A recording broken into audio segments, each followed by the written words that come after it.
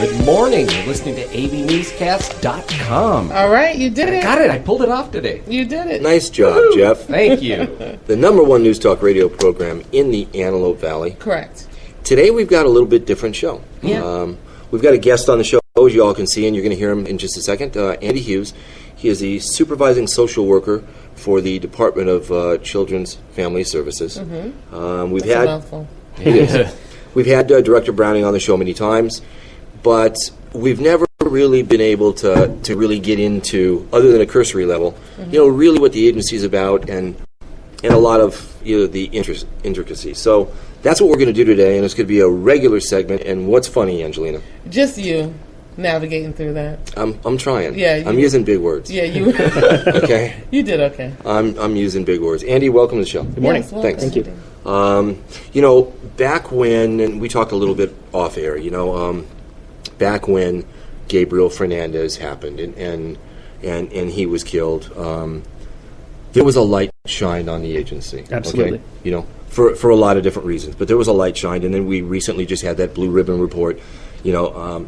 One thing that we didn't know and that everyone didn't know was how overworked the agency really is. Okay, that was one thing that came out, and I know that you're a supervising social worker. We listened to right after that. The agency sent. I think his name is Brandon. He's underneath Director Browning. I'm familiar with him. Someone came up here and they spoke to the city of Palmdale and spoke to Lancaster and things were very fresh at that time. Yes. He wasn't really prepared. Oh, yes. Okay. He had a slideshow and it just didn't. It just didn't work. It was like, okay. dude, not the slideshow. No, it didn't work. And we've had Gabriel's grandparents on the show Yes. and all of that. And I don't really want to get into Gabriel Fernandez, It's not about that today. Pardon me? It's not about that per se. No, it's not. But I have so many questions that people have sent by text and email and all of that kind of stuff. But explain a little bit about what you do, Andy. Okay. Currently, I am a supervising children's social worker in the Resource Family Assessment Unit of the Adoptions and Permanency Resource Division. That's a lot. Okay? That's a mouthful, right? Yeah. It took me about 5 times to get that on the phone message when I first came on. Pretty much, so my job is to supervise a group of workers who go out and assess the homes of people who want to become foster parents or adopt a child. Okay. Now, there are 2 different groups of people who want to foster/adopt. There are the people who, my grandson was taken from his mother, and I want to take care of that child. Or I know this child from church, and this child is important to me, and I know they're in a foster home. What can I do to take care of that child? We call those people non-related extended family members or relatives, relative caregivers. I do not deal with those assessments. Okay, my workers deal with the type of people who just say, you know what, I think it would be important for me to be a foster parent for my community, or I want to adopt because that's the way I want to raise a child. So me. You deal Yes, with me. exactly. Okay.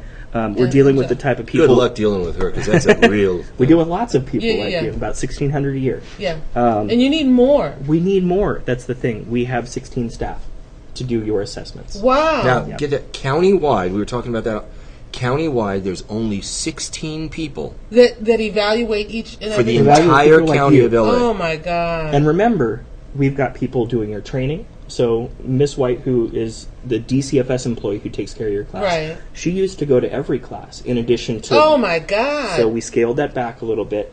Once you're approved, let's say that you wanted to be an adoptive parent for a child that you don't know yet.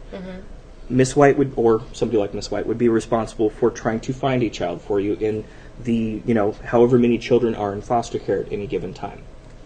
That's amazing. Once that match is tentatively made, then Miss White or whoever, one of my 16 people, their job would then be to kind of facilitate that match, work towards actually getting the child placed. But it's a very active role because you've got lots of questions, the child has lots of questions, there's a lot of work that goes on in that process. And then once the placement is actually made and stable, that's when Miss White or somebody like Miss White would be done with your case. So we've got 1,600 people per year, 16 workers to do the training, the assessment, the matching, the placement stabilization. Yeah. It's a lot. It's a lot of work. It is. It's a lot of work. We've heard the stories of kids within the agency that, maybe were taken in on an emergency situation, what have you, but they haven't been placed, and we've heard stories of kids sleeping in hallways and office buildings, and all this. And, so then we said, what can we do for the community up here in the Antelope Valley? And that's when we decided to co-sponsor and promote weekly segments or bi-weekly segments, about your agency and things that go on. Absolutely. Specifically focused, and today I want to talk about kids that haven't been placed, people here in the Antelope Valley that may want to open their home, okay, and may want to do something for these kids. Jeff, our co-host, is an adoptive parent, adopted 2 children through the agency. Angelina's going through the process. Yeah, Angelina's going through the process now. And it's scary. It's very scary. But I think that the community at large has the same misconceptions that I did. Okay. That every single one of these kids got issues, not issues that were not put upon them by their parent, but behavior issues. Okay. For whatever reason, I thought, these are bad kids. And, I need to get some training because these are going to be bad kids. Not because of what they went through, but because of their nature. Like just Interesting. Okay. bully kids or whatever. Okay. And I also thought, it's going to be a bunch of people that don't want to work, which, I'm not knocking you if you don't want to work, as long as you make, a life for yourself, but not on the back of a child. So I kind of thought that was going to be the case. But when I went to the first class, and I was told, if you have a DUI, don't even talk to me. If you have a felony, don't even talk to me. If you don't have a full-time job that you can take care of yourself, don't even talk to me. I'm like, wow. There's all these misconceptions out there. It's an eye-opener, isn't it? It is a huge eye-opener. And then the flip side is, we as a general public, like when Gabriel happened, I immediately said I want to do it.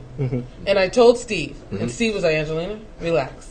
Because I have a trigger finger. Like, she tends to jump into I things. jump, Okay. so I took my time. She did. But it never went away. Sure, So now, feeling, so now I'm like, okay, I'm ready. I'm going to go through the process. It's still extremely scary, Yeah. but I'm on the other side of that now. And if I felt like that, I'm thinking, how many other people feel like that? Absolutely. How many other people have that spare room, especially in the Antelope Valley? Right. They do.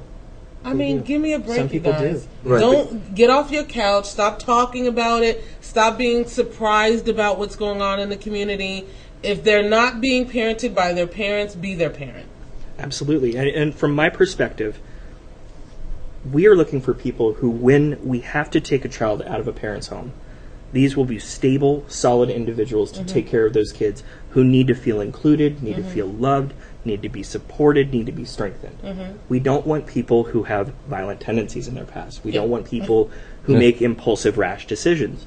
So it becomes a very invasive process, not in a bad way, but we need to know who you are. Yeah. We need to know how you make decisions. We need to know what you think about, with regards to child behavior and homosexuality, all that kind of stuff. Teenagers with big mouths, Because all of those things. Ultimately, we're expecting you to be, quote unquote, a better parent Right. than the parent that we had to take Right. the child from. It's always with a heavy heart that we remove a child from a birth parent. Well, that's we, nice to hear. We don't like to do it. We do it when we have to. Right. There are other avenues we can go.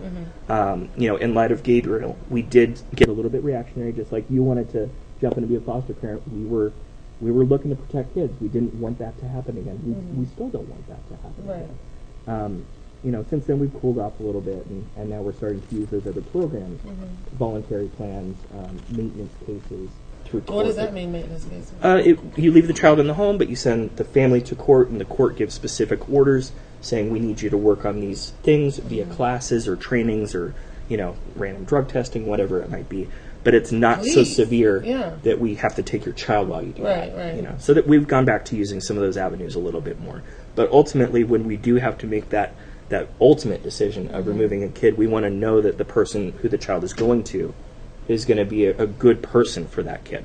I want to talk a little bit about when the agency decides to make a decision to remove the child in a second. But Angelina touched on something, and I need an answer to this. Does the agency monitor the money that a foster parent gets in the way in which they spend the money? That's a difficult question for me to answer with my specific knowledge base. Okay. My understanding is that it's expected that the check that a foster parent receives is used to buy clothes, food, whatever the child needs. Well, school, yeah, but clothing, that kind of stuff. Child support is expected that it goes toward the children's needs too, but that doesn't work. Right. I'm not necessarily. I really can't answer the question. If each worker at each office throughout the agency requires an expense report, or I'm not sure. I've never worked in that case management role. I was an emergency response investigator, so I was the person who went out and made that decision. Do I need to remove a child? I was then a dependency investigator. A dependency investigator is a person who, after the child is initially removed, has to recommend to the court, this child needs to remain in out-of-home care, or you know what, we can work with this child back in the home. So kind of the second guesser, if nothing else. The end-all, be-all, which, really doesn't mean that much. Sorry. No, it's fine. But is the end-all, be-all, which, really doesn't mean that much. Sorry. No, it's fine. But is the end-all, be-all, which, really doesn't mean that much. Sorry. No, it's fine. But is the end-all, be-all, which, really doesn't mean that much. Sorry. No, it's fine. But is the end-all, be-all, which, really doesn't mean that much. Sorry. No, it's fine. But is the end-all, be-all, which, really doesn't mean that much. Sorry. No, it's fine. But is the end-all, be-all, which, really doesn't mean that much. Sorry. No, it's fine. But what is the end-all, be-all, which, really doesn't mean that much. Sorry. No, it's fine. But what is the end-all, be-all, which, really doesn't mean that much. Sorry. No, it's fine. But what I'm the end-all, be-all, which, really doesn't mean that much. Sorry. No, it's fine. But what I'm the end-all, be-all,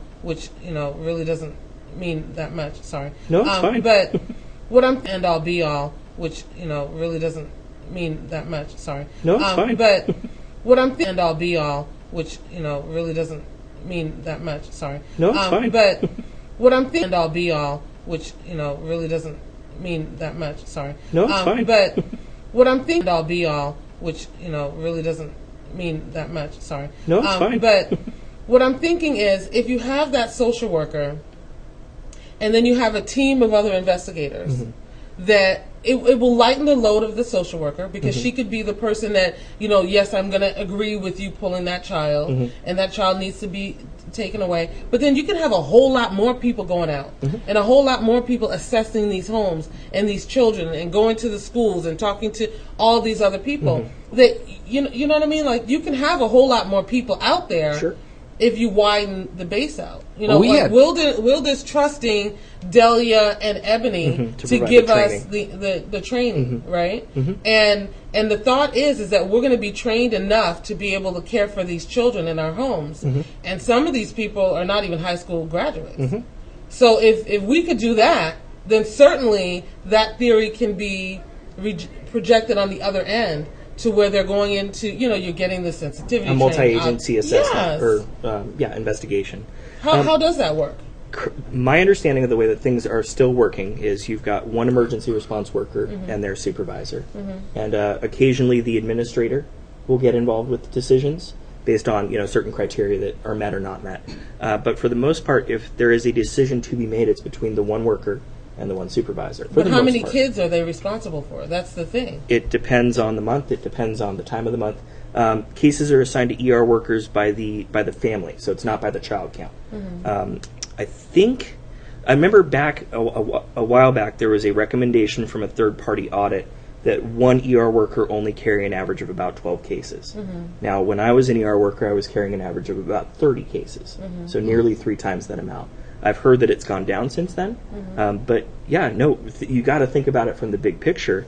If you're trying to manage 30 fires, you're going to miss a fire, And so that kind of goes back to the whole. We've only got 16 assessors. Yeah, we've got ER workers who are 3 times overburdened. We actually had to redeploy some administrators to handle old emergency investigations that were over 60 days old. Yeah. And it's an emergency situation. It's like you're getting all these calls and you're saying you're sending these people out as fast as you can, but your pool is too small. And so if you widen that out to other people that could be trained, then at least the response for children that need to have somebody with their eyes on them right away. Yeah, and we do use outside services, contracted collaterals. Okay. So if it's the sort of thing where there's a a suspicion, or I'm sorry, the parent is being suspected of being a substance abuse type person, we'll have that person go to a drug testing agency. We don't staff that agency. It's not our budget. It's not our money. But then we get a result that says, yeah, this parent was using whatever. If there's a mental health concern, we use upfront assessments or assessments through the Department of Mental Health. We don't do those assessments, even though we have the legal capability to do it as MSWs, Masters of Social Work.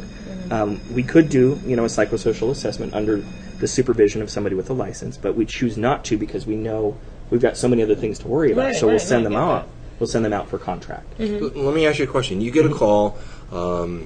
There's a suspicion of drug use in the home. Sure. Okay. You get that phone call.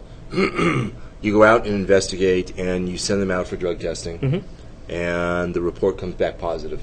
Do you remove the child from the home? It really depends. It would depend on a lot of dynamics about the case. So I can't necessarily give you if this, then this, or if this, then this. But that being said, if there's a lengthy chronic history of substance abuse cases or referrals or investigations by us, that plays a factor. If we run a criminal background, and That's what I was going to ask you. Right. Say that they have 3 prior arrests, for substance possession or, what have you, and now there's another problem. Then do you guys... I'll even one up you. Let's say that there's a lengthy criminal history, like you said, and let's say that there's a child abuse investigation history with a lot of unfoundeds or inconclusives where we couldn't really tell. I would remove that kid because there's enough background information where I, as the one ER worker, would make the decision to remove the kid. I can't say what my coworker would do, but I can say what I would do. Pretty much. I like the fact that you guys... There isn't a clear cut. There never here is. It is. And here it is. We got to just follow this. I like that. That you assess each case individually. I think that's great. You know what, guys? I think we should get your counterpart. I'm not sure if you call her your counterpart or not, but we do have Shelley on the line too. So maybe we could tie her in to this conversation. Hi, Shelley. At this point. Hi, good morning. Hi, good morning, Shelley. You're on live, and it's Steve and Jeff and Angelina and Andy. Yes. Oh, good morning, everybody. Good morning. Good morning. Shelley, what exactly do you do? I'm an ambassador for the Department of Children and Family Services, and our main function is to go out and find and recruit prospective resource families, which used to be called foster parents, but now we call them resource families. And that's one of my main goals, is to go out and not only recruit them, but help them through the process. How do you recruit them? Oh, we go to different events. We have events at my church. We have events all over the LA County area. And you just go out and you meet them. They come up to your booth. They have questions. Some the prospective parents have questions. They have, myths about things that need to be cleared up. So we just go to different events, and we host different events. We give events, and that's how we recruit. Are you based up here in the Antelope Valley? Yes, I am. I go to a gazillion of these events, different events. I've never even seen you guys at a place. No, I've never seen them either. I didn't know that you guys did that because, like, as an example, Lancaster has a lot of stuff going on the boulevard on certain nights of the week, and there's thousands of people there, and Palmdale has their Thursday night on the square, which is starting in about a month or so, and there's thousands of people there. I've never seen you guys at these kind of things. Well, that's how we found out about it. It is? Wow. We're at the LA County Fair. We're at certain hotel events that they have. We've been at Kaiser on Sunset. We're at... Yeah, but we're up here. But you know what? Yeah, we go around. I'm not going to the county fair. Let me clarify that. As an ambassador, you're not just, stationed in one area. You go all over. Wherever you hear of an event, you try to become a part of it. We'd like to get invited to some of these events. We would certainly come out without a problem. We would come to your church. We'll come to your fair. We'll come wherever you are having an event and you'd like to have us there. We definitely come. Just let us know. Oh, well, we will work that out. Yeah, we will. We had somebody from Child Share come to our church, and that's what got us thinking about it heavily. We've always wanted to. So it was a similar kind of situation as to what you do.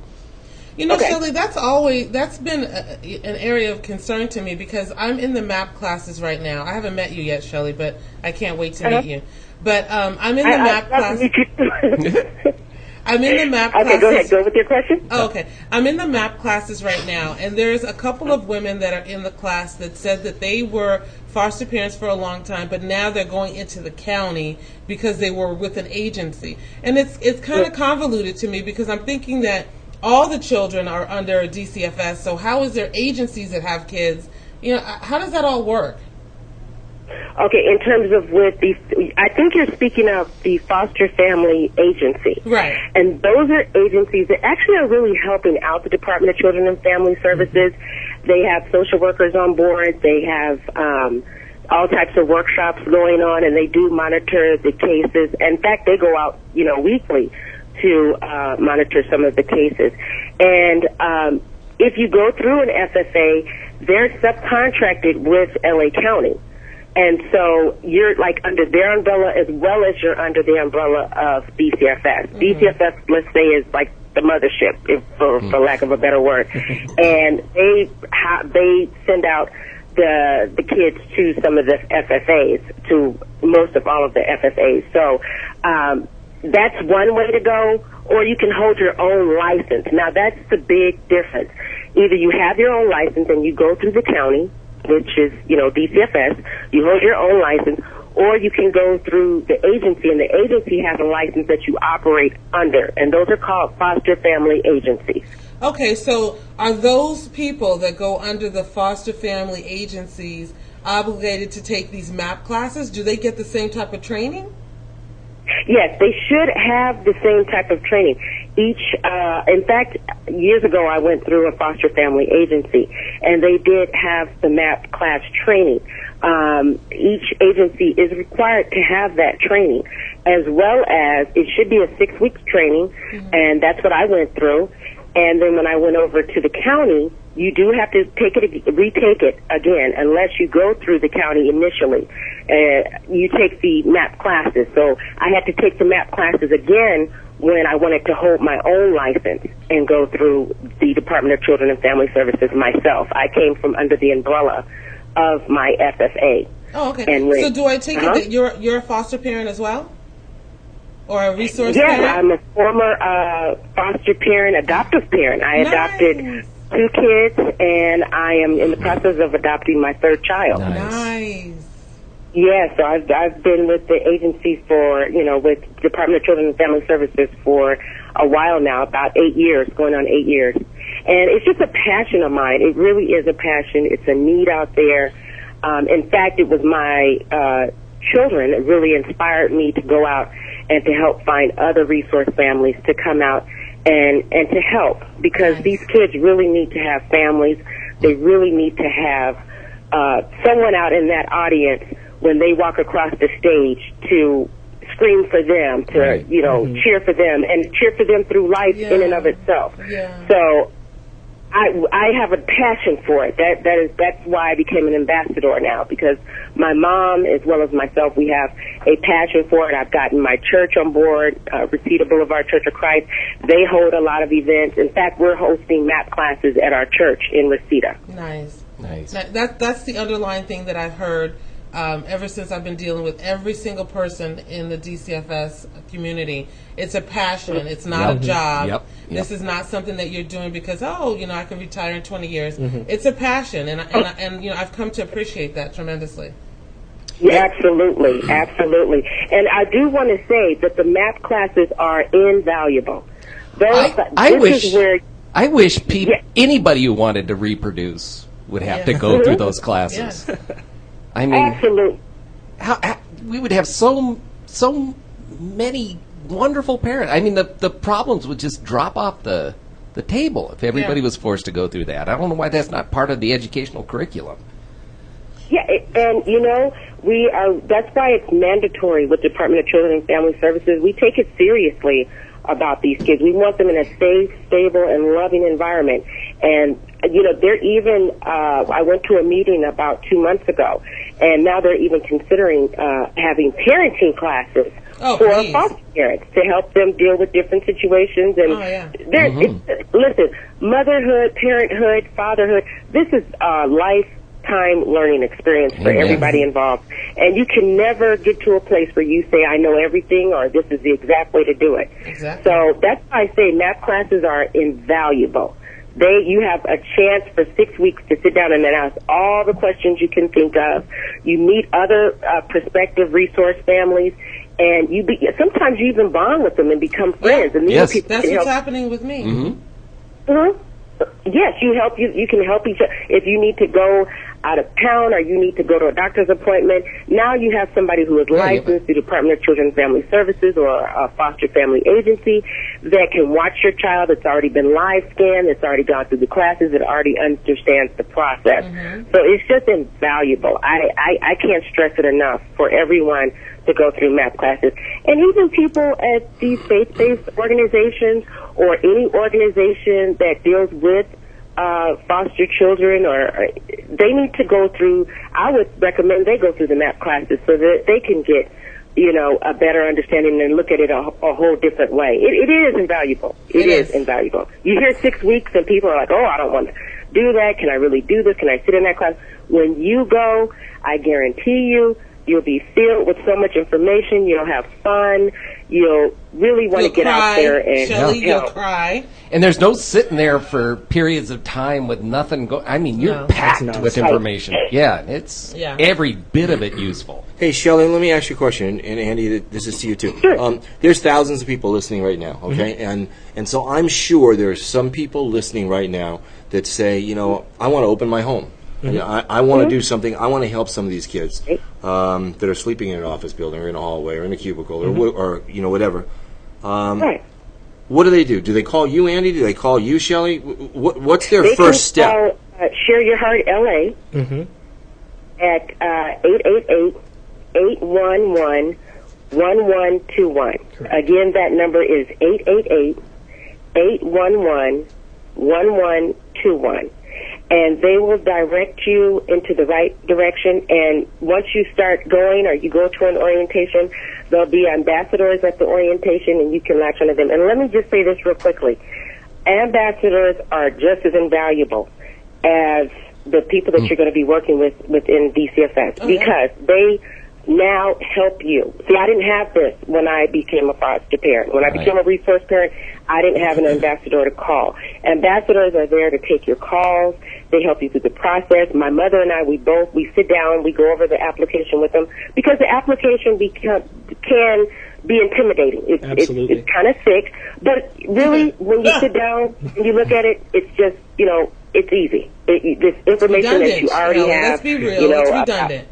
Yeah, you're dealing with two bureaucratic government agencies. Yes. You're dealing with the state licensing, community care licensing, and you're dealing with the Department of Children and Family Services, and absolutely. But we know about it. So as ambassadors, it's our responsibility, and my mom don't get, but we know about it. So as ambassadors, it's our responsibility, and my mom don't get, but we know about it. So as ambassadors, it's our responsibility, and my mom don't get, but we know about it. So as ambassadors, it's our responsibility, and my mom don't get, but we know about it. So as ambassadors, it's our responsibility, and my mom don't get, but we know about it. So as ambassadors, it's our responsibility, and my mom don't get, but we know about it. So as ambassadors, it's our responsibility, and my mom might get, but we know about it. So as ambassadors, it's our responsibility, and my mom might get, but we know about it. So as ambassadors, it's our responsibility, and my mom might get, but we know about it. So as ambassadors, it's our responsibility, and my mom might get, but we know about it. So as ambassadors,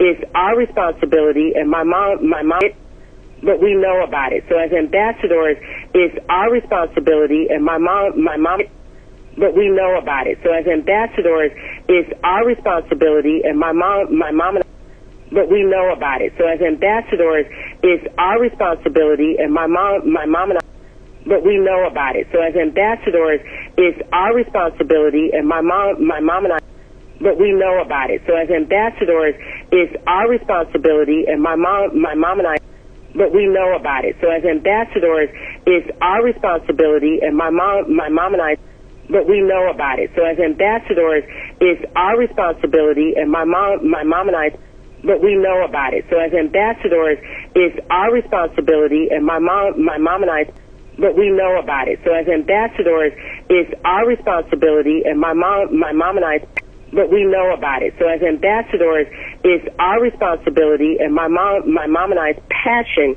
to help. So you're not lost in the shuffle. I was totally lost. Now I have a question for you, Shelley. Until I met other people doing it. Yes. Okay. I'm sorry. I have a question for you. I know what was my motivating factor, and that was through doing the radio show for a while and just constantly hearing about abuse cases. And Gabriel just really hit me hard.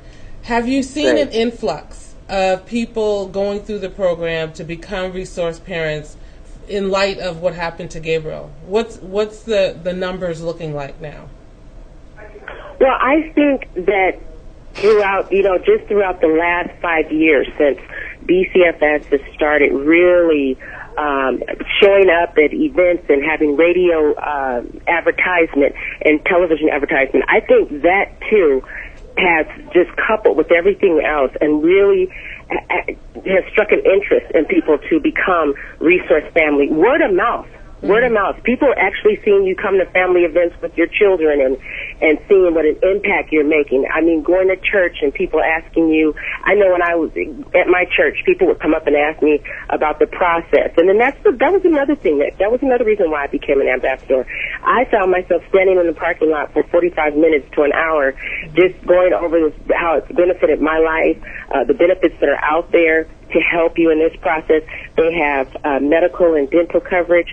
They have monthly financial support for each child that comes to your home. And if that child even has like asthma or diabetes, the rates go up to help you be able to find the proper care for them and to be able to pay for certain things.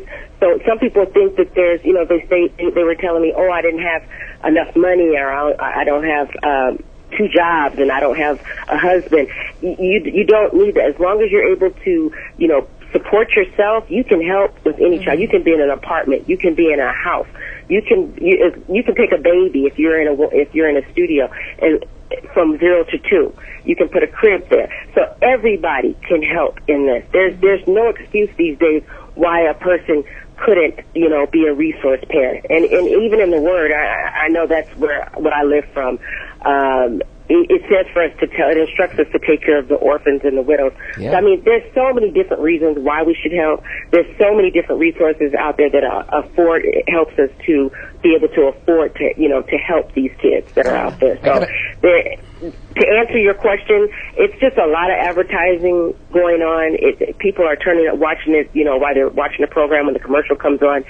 Open your heart. They see you coming into church. They see you coming into, work with your pictures on your desk of your children. So just, that alone, I think, has really been the big push. Where are these? I don't see any commercials. I don't see anything on TV. I don't hear anything on the radio. It's not on Fox. I see them all the time. Stop with the Fox.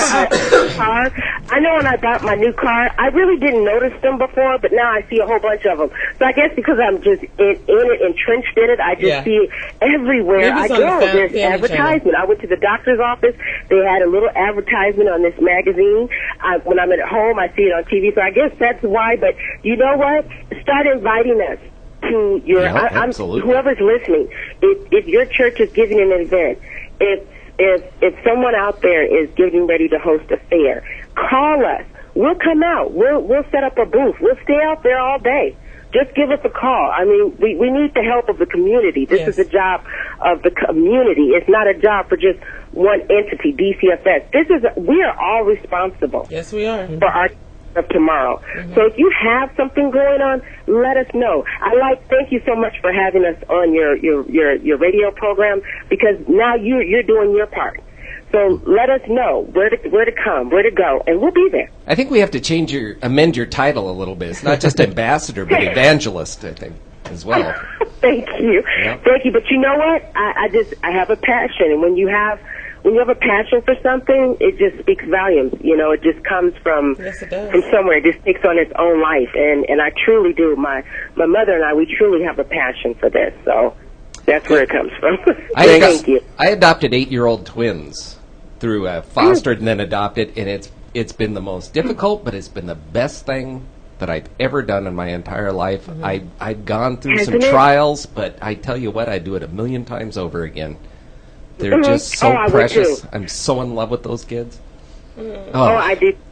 Yes, I hear you. Stephen Angie will tell you, I'm gaga over these kids. Shelley, thanks for taking the time to come on the show. Shelley. Thank you for having me. I have enjoyed talking to each and every one of you.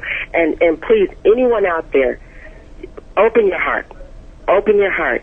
Help a child. There's thousands of them coming through the DCF doors, and we need your help. Yes. And thank you, Steve, for having me on your show. I appreciate it, and I will come back anytime you need me to. And I'll come to any event you give, okay? Okay, you got it. We're going to reach out. We're going to get you in touch with some people at both cities up here. Yes, and absolutely. we're going to get you guys involved in stuff that's going on here in the Antelope Valley. And Shelley, hold the line, because I'm going to get your cell phone number. I wasn't playing. Okay, please do. Please do. Bye, everybody. Have a blessed day. Okay, Thank you. hold on, Shelley. Hey, Andy, let me ask you a question. Sure. One thing that Shelley mentioned was, if you have to show that you have the ability to take care of yourself, right? Yes, absolutely. Because one of the myths and that people think about is that, people become foster parents because they can't find a job, they don't have any money, and hey, here's my paycheck, kind of a thing. Yeah, that is a misconception. You aren't going to get rich doing this. But that was, you know what? But that was my belief. Okay. I never, until, how long have you had your kids, Jeff?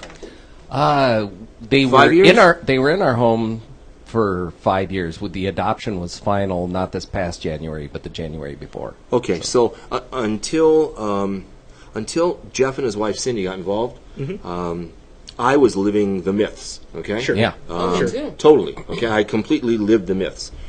Now I have a better understanding about it, okay? But I thought that 80% of the foster parents out there are on crack, and they're all doing this stuff, and this is just a way for them to make money, and it's just profit making. Right, Yeah, sure, okay? sure. And they're all out of prison, and that's Dang, well, you know That's a what? pretty dark outlook. Okay. You went way past what I was thinking. Okay. Well, I know. There is a but, misconception out there Yeah. that Yeah, there foster is. parents they don't work, they're really just doing it for the paycheck.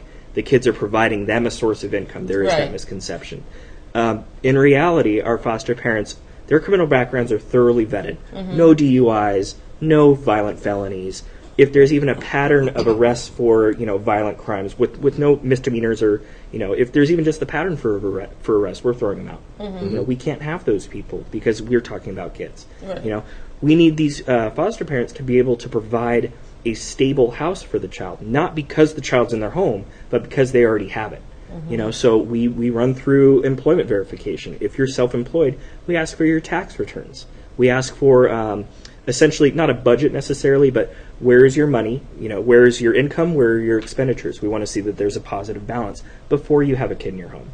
Because the fact of the matter is, the money that you get as a foster parent barely covers the needs for the child. Right. And if there's anything that comes up emergently, or there's a situation where the child needs more than that basic rate, it takes a while for that money to get made. It's not just overnight that you get an extra paycheck. So ultimately, the misconception is out there, and I'm glad that you brought it up. The reality is our foster parents, by and large, are doing the best they can. They're good people with good hearts. They do what they can to make money. A lot of them, you're right, they don't have these awesome six-figure, full-time jobs, but they do go and work. Yeah. Right. No, I understand that. We need to take a break for a second, okay, and pay our sponsors, and we appreciate that. So let's take a quick break, and then we'll be right back. You're listening to AV Newscast on News Talk Radio. Stand by.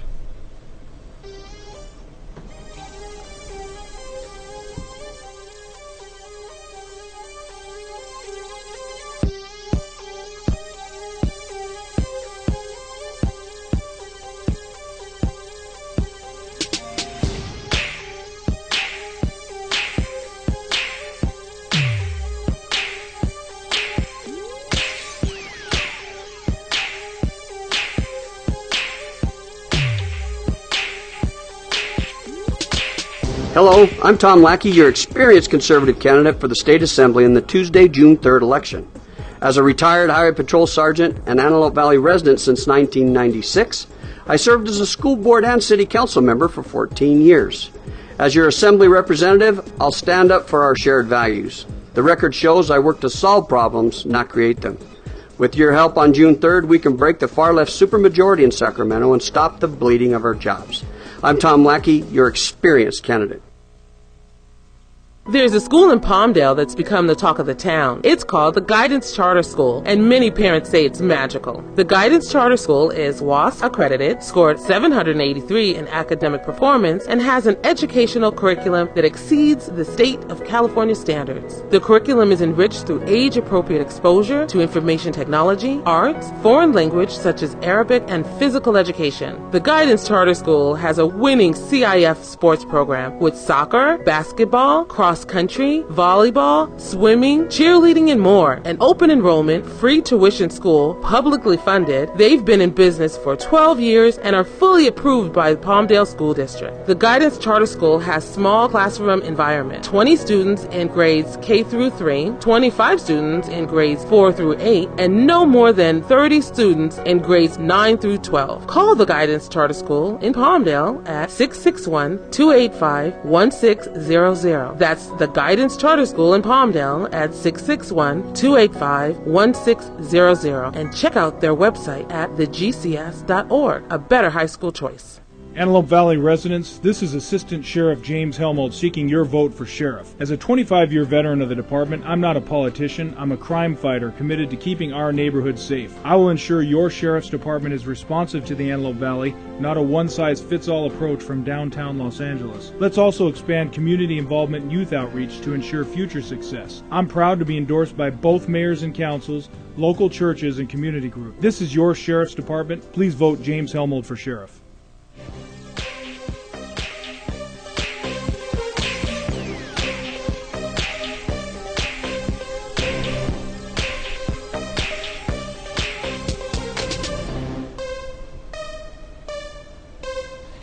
Welcome back to AVNewsCast.com.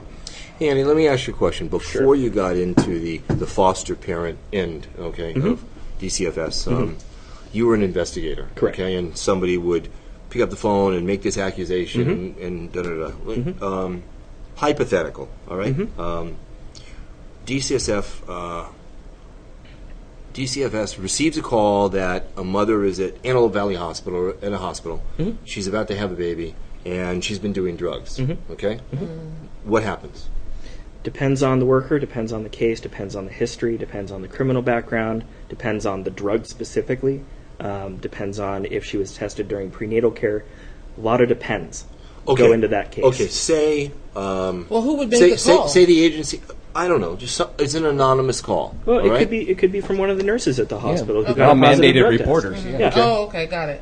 All right. It could be from a number of people. Yeah. But if the call comes in, does the agency send someone to investigate? Absolutely. Yeah, that's what I'm getting. Okay, at. I see where you're going.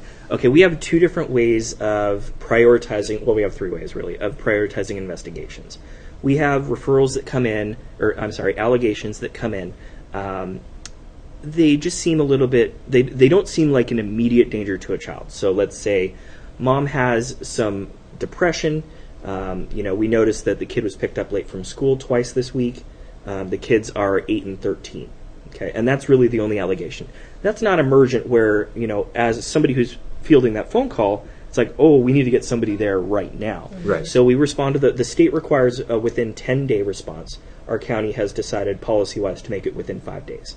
Okay, so we will. Is that on all allegations? That would be for all allegations. Okay. They're kind of those more quote-unquote moderate type allegations. Okay, if we have a situation where the call comes in and it's from an aunt who went to a family gathering and the child was hit right then and there. Okay, that's an immediate response. We are sending a worker out as soon as possible.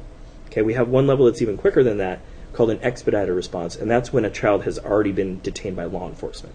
And so we need a child abuse assessment expert from DCFS to get out there and begin the assessment. So those are the three ways that we would respond. In this sort of situation, it would depend. Is the baby ready to be discharged? Or you said the baby is about ready to be born, right? Say mom just gave birth to the baby, okay? And an anonymous call came in, hey, mom's using drugs. And the call came in from the outside. It was anonymous, all right? And,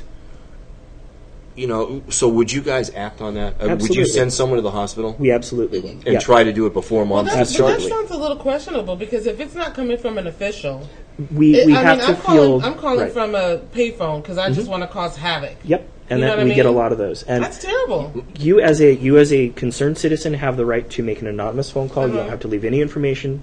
None of it has to be verified. We get a lot of calls like that. I can't give you a percentage, but a large portion of the calls that the department receives come in anonymously. And when you get out there and you do your thorough investigation, it's really two neighbors who are going at it, or it's an ex-girlfriend or something like that. The ones that come in from mandated reporters are a lot more scary. Right. But going back to your scenario, Steve, the time frame within which we would respond would be based upon the child's discharge date. Okay. So let's say that this kid was born, and let's say that the child even had a positive toxicology. We are going to send somebody out before that kid goes home. Okay. But if the child is going to be in the hospital for 3 or 4 days because of other medical issues, we might not send somebody out till the 3rd or 4th day, because we know that we're going to get that physical abuse case where the aunt saw the kid. Right. Okay? So that's how we make that determination. But we will always send somebody out if there's an allegation of substance abuse. If there's a positive drug test, like a positive toxicology at birth, we're always going to send somebody out on those. Okay. I just want to continue this hypothetical, okay? Sure. Yeah, Only yeah. because... No, it's a learning experience. It's tangible. and this is someone that happens to be listening to the show right now, Okay. that has asked me, hey, can you do this? And they wanted me to do this when Director Browning was on, but we didn't have enough time. When they go to the hospital, they find out that there is no positive test. Okay. So they don't remove the child. Right. But a week later, they're told to go to court. Okay. Okay. With You're no talking positive? about the birth parent? The birth is told- parent. Okay. To go to court. Okay. And for other reasons, other things, like domestic violence that had been, that was going on, that didn't involve the baby, but stuff that was going on in the home, the court removed the child after 7 days after birth. Okay. Now they're having a hard time Getting getting the the baby child back. Well, because she needs to kick out the boyfriend. Are you kidding? I mean, hello. Yeah. The boyfriend's been kicked out. Okay. But it is a process to go through. I mean, It you is. don't, No, you that's don't just easy. go the That's- next... That's quick. You want my kid or the boyfriend? The boyfriend's kicked out. No, Well, hold on. that decision is an easy decision to make if you're in the right headspace. Right. Getting the kid Right. back is a different story. Yeah. That's what I want to talk on. Well, all you got to tell me is that you're going to take my baby because it's Okay. cool. He's out. No, because Well, he done hit me, so he's already out. I Okay. mean, that's just crazy. child's been placed in foster care in Santa Clarita, as an example. They live up here. Money's tight. They have to make, every 3 days or every 4 days or whatever, trips down to see the child, okay, for an hour at a time. They're in and out of court trying to get the baby back. Yeah. Okay? And it's not an easy process. No. It is not an easy process. But it's not supposed to be when you make a bad decision. I'm sorry. And I'm not trying to be a mean person, but this is why you need to vet who you want to have babies with. And if the man hits you, especially before you get pregnant, you need to let him go because he's not going to do nothing but bring you heartache. Then the other side of this, I spoke directly to Mr. Fox about this. We need to have some laws terminating parental rights when there's domestic violence. Because that father, in my humble opinion, has no right to establish a relationship with a child if he can't control himself. Right. And just Or like mother. pedophile, yes.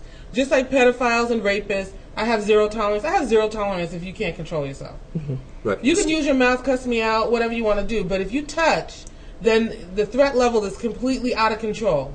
Right. And the baby doesn't need to be a part of that. Right. Steve Fox is our state assemblyman up here in the Antelope Valley, like Scott Wilk down in Santa Clarita, and so we've reached out to him a lot. I do agree, when there's domestic violence in the house, absolutely. we take it very there's no seriously. question. We do take domestic violence very seriously. Now, you guys screen, foster parents, Yes. okay, potential foster parents, really well.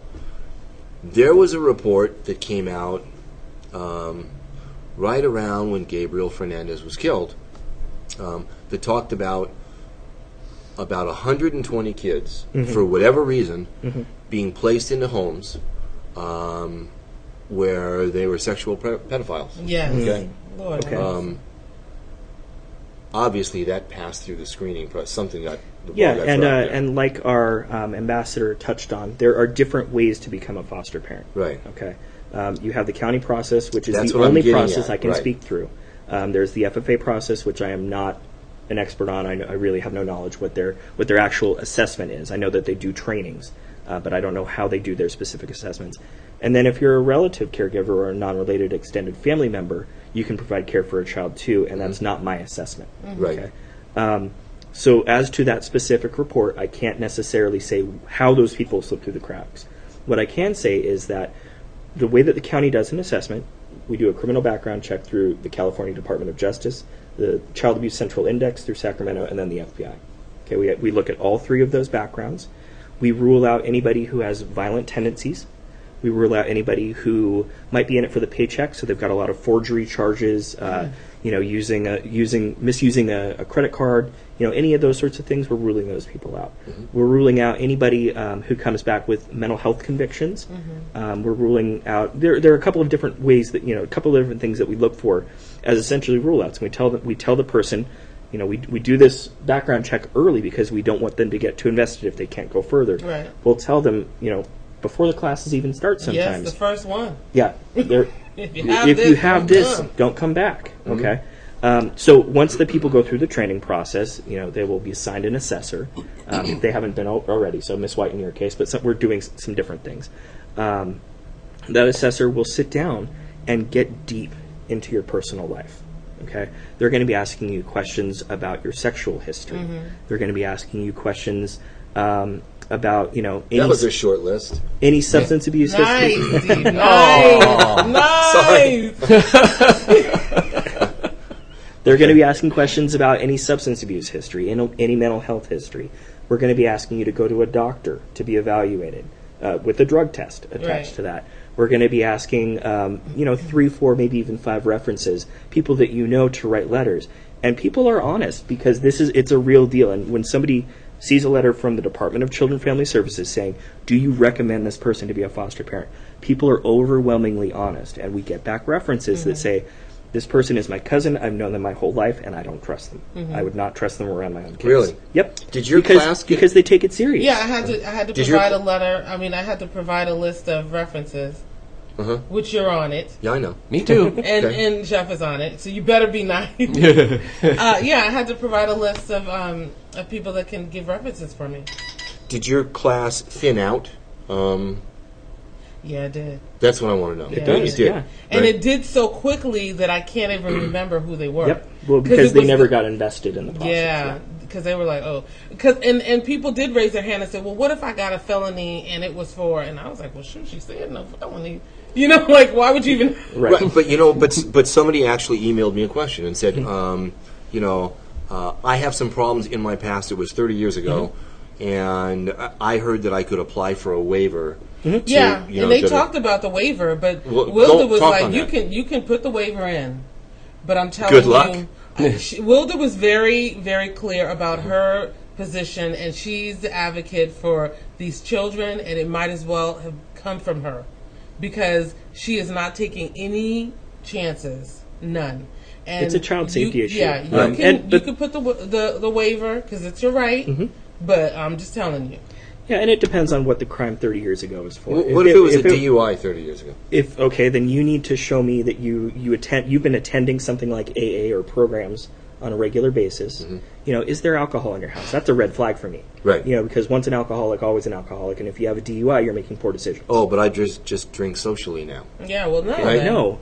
I'm sorry. Right. It's a case-by-case basis, and I couldn't necessarily speak to the specifics. But in a case where you do have a DUI conviction on your record, you still drink alcohol, that's an issue for me in terms of providing appropriate care for foster kids who have been removed from their birth parents for possibly similar reasons, for drinking, for using drugs. That kid is going to see, well, this is no different than my birth home. Why can't I be in my birth home? And then there's going to be very ambivalent behaviors that come out of that child. Now, say that the kids, and I want to talk about this, the kids are removed from their birth home, okay, until... I don't know what example, a DUI or domestic violence or, whatever.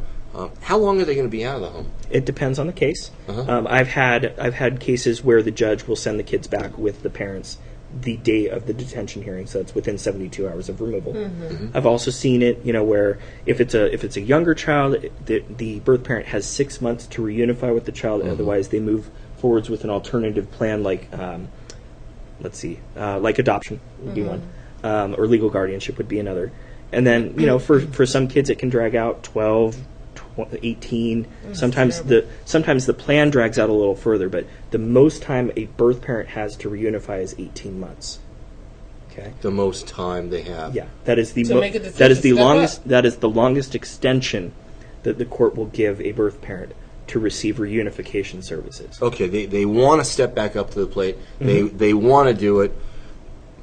They just can't seem to shake the drugs.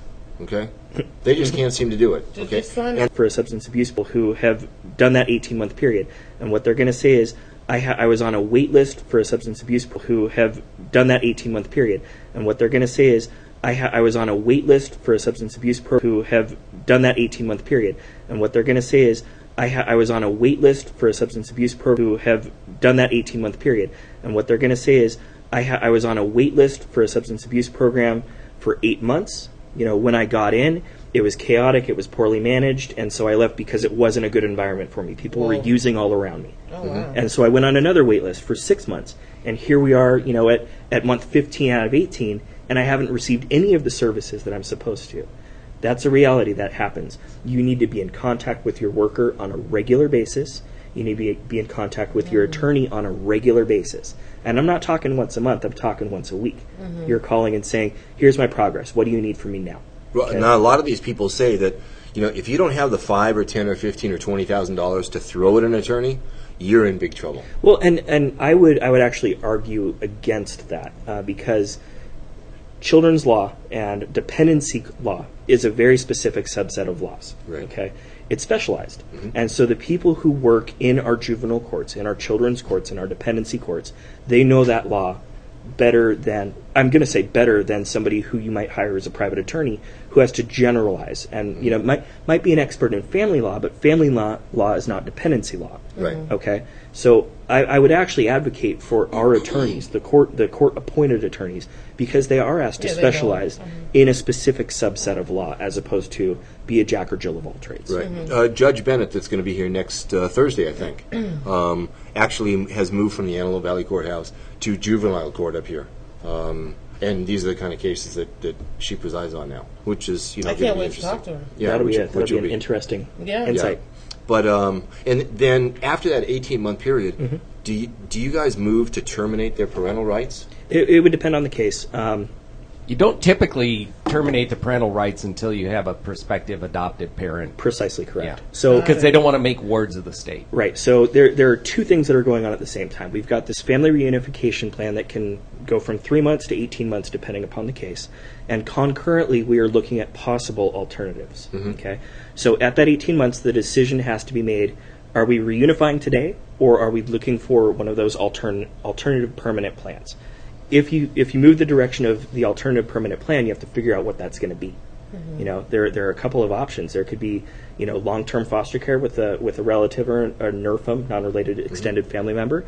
It could be legal guardianship where the legal guardian is a relative and does adoption. And so in the case of adoption, that's really don't want to do that to one of their own. Sure. Okay. Sure. Or adoption. And so in the case of adoption, that's really the only time the court will actually terminate parental rights, because when you think about what that means is you are no longer the parent to this child. It's done, it's sealed, it's closed. You don't come back from that. Yeah, no, you don't come back. That's really harsh. I know we're running out of time. There's a lot of people out there, and I'm hoping there's a lot of people out there that want to open their home, that want to do something for these kids, okay? Because they deserve a home.